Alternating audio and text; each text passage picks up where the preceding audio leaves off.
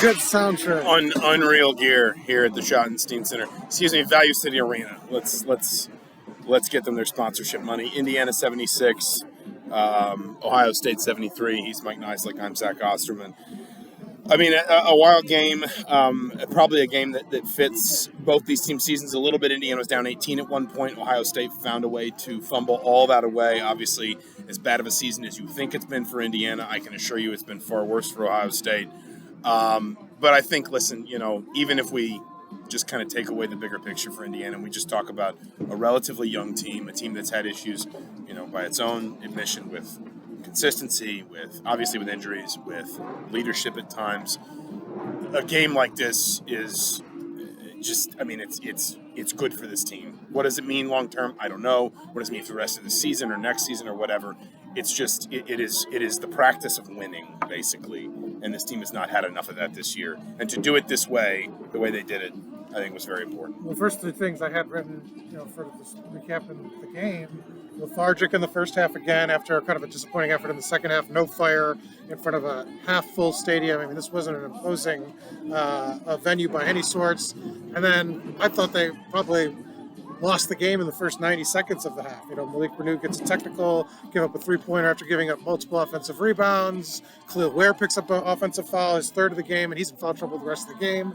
But then they found a way, and I think it really comes down to, he's going to write about this. Anthony Leal is going to get a lot of credit, and deservedly so, for hitting his only shot of the game, a three-pointer from the corner. But this essentially came down to Trey Galloway saying enough. I'm not going to lose another one. I thought his effort on the defensive end, the way he was playing suffocating defense on their ball handlers at all times. Gabe Cupps was in foul trouble too during this game, and he did not play down the stretch really. And Galloway's offense scored most of his points in the second half. I thought it came down to him just saying, look, I guess I need to show everybody what this looks like. Because he said the other day after that Penn State game, we need to play harder and smarter. And he did that in the second half. Yeah, Ohio State in that first half, if you're kind of talking tactics, Ohio State always just felt like it had one more ball handler scorer than Indiana could kind of handle. And Ware getting into foul trouble, and we've seen how that disrupts this team's defense because suddenly there's not as much reason to not go at the basket. But between Bruce Thornton, Roddy Gale, Jamison Battle, it always felt like Ohio State had basically one more cover than Indiana could handle. And in that second half, listen, I think some of it was scoreboard pressure. Anthony Leal flat out said, we thought they might fold. Teams aren't ignorant to where other teams are. Indiana's going to know Indiana had to come back not from this kind of deficit, but had to rally at home against Ohio State. Indiana will know, broadly speaking, where Ohio State is in its season. Indiana's players all kind of said in different ways that they could feel the pressure kind of ratcheting up on Ohio State. And it was a combination of, you talk about, I think, the defensive pressure of Trey Galloway. Anthony Leal, I thought, was also really good. I thought Malik Renew got better. It's weird because he had 26 points and 14 rebounds. I thought he got better defensively as the game went on. I don't know if that was maybe the ankle and getting a little bit more comfortable with it, because you imagine he's probably still not 100%.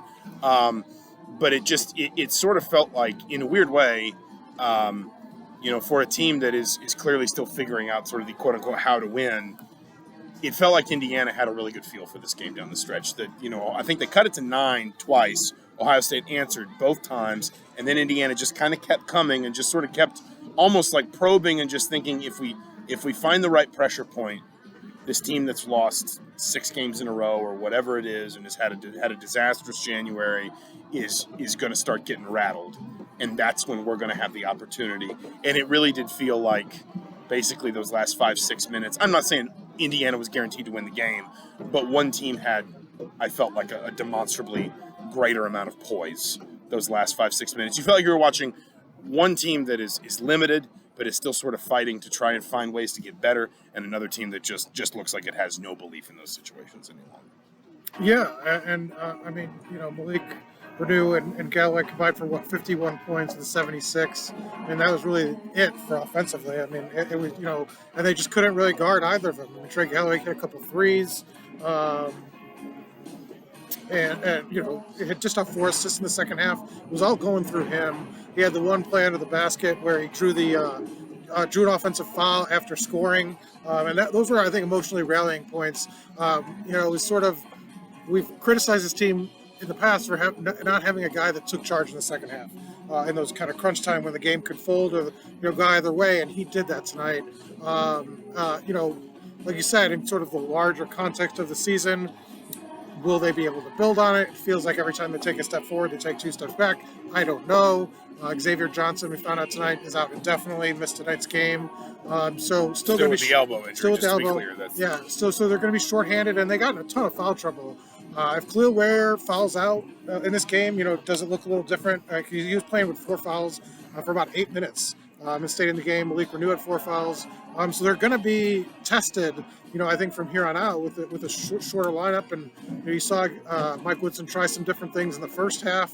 The one lineup he had with Peyton Sparks, Anthony Leal, Gabe Cupp, CJ Gunn, I don't think we'd ever seen this season.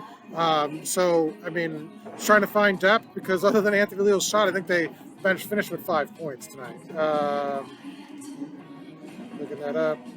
They had 8. So one other 3-pointer, but so not very much. So the bench they need offense. That's been the kind of the problem when in the first half. I know Mike wasn't talking a lot about the defense, but just don't have a reliable option when some guys are kind of Malik Renew's not scoring every time on the floor. This team kind of struggles. Well, and I think I do think Indiana's kind of in this place where you do just have to kind of go game by game and just forget the bigger picture. And I was doing this as much as anybody, but forget talking about, well, this could be a path to this, or here's how the next 3 games could lead into this, or whatever. Just if you're an Indiana fan, all you're doing right now is kind of living game to game, watching this team try to figure it out. They've obviously got a really difficult one Saturday. But I think what struck me about this game was Indiana had to be really patient for it. And yes, the way it happens is Trey Galloway becomes unplayable. Malik Renew is so consistent. I think he was already at or near a double-double near the end of the first half, but he winds up really kind of turning it on offensively. I think he had more points in the second half than the first, or maybe right about the same. Finished with 26. I think he had 16 in the second half. 16 in the second half, 10 in the first. So he had 9 rebounds. So he was good in the first half and arguably better in the second half. But this didn't come because Indiana hit 3 straight threes. They had a couple. They had a. I think that. Well, but I guess my point is more. It didn't happen because Indiana just tore off some unholy run. They had to work for it. And yes, they had a 10-0 run in there. I think they had an 11-0 run somewhere, something like that, or a 9-0 run somewhere in there. But it was a very much just sort of like a, how do you eat an elephant, one bite at a time. Like for a young team, that experience I think is really important, to have to be patient in the process of chipping away at a deficit like that. And yet, no, it's not. This was almost an IU partisan crowd by the end of the game, but it's still not Assembly Hall. Well, I think we would be remiss after that 90-second disaster in the start of the second half. There was a fan. There was an IU fan that yelled, "Get it together!" And you could hear a pin drop in the arena, and he screamed that. Everybody heard. I think he's really the reason that they won. They didn't know. To be fair, I will give credit to the Ohio State fan who was yelling, "Play some defense," when Indiana's open 4 of 16 from the floor. In the end, that fan had a point. I think the fan should get credit for sparking the comeback. No, but like you said, maybe the pressure's off now. That that it's an uphill battle to climb, and maybe that Woodson's just told them, put that out of your head. Don't. I think Trey Galloway called it noise today. That we just have to ignore that. And with the young team, maybe they were checking social media a little too much, or maybe that creeped in, those doubts creeped in, because they can't think about that. Like you said, they've got to sort of find a way here to just kind of focus in the moment, because this team has gone. It's been a roller coaster. It's been so up and down this year, and maybe now some of the pressure can get off a nice win like that. They just kind of take it here. It's going to be tough with Purdue coming up, but we'll see where things can go from there. The last thing I would say, and then we'll shut it down, Mike Woodson talked a lot about, in some tougher moments this season, needing more from his seniors. And obviously at times, he called some out by name. Sometimes it was just sort of like a blanket, I need more leadership. There's 3 seniors. I don't think you have to hide it. Well, there's 4, technically, if you include Anthony Walker off the bench. Either way, the point is, it's, Malik Renew has a big game. But the guys that take command of the game down the stretch, particularly defensively, again, talking about, I think Roddy Gale might have been 6 of 7 from the floor at one point, so he missed his last 3 shots from the floor. Bruce Thornton was 4 of 13. Jamison Battle had 19 points, but he was 4 of 11 from the floor. Anthony Leal, Trey Galloway, yes, they hit the big shots, but I would also argue defensively, the point is they took command of the game down the stretch. Mike Woodson got senior leadership when he needed it, and he came through for a big win. Indiana 76, Ohio State 73. Hoosiers are 14-9. They're back to 500 in the Big Ten, 6-6. Purdue on Saturday night, and then they'll have another week off before they play Northwestern the following Sunday. He's Mike Niziolek. I'm Zach Osterman from the Shot and Scene Center for the Indianapolis Star and the Bloomington Herald-Times. This has been whatever we call this. Thank you if you've watched it this far. Have a good night.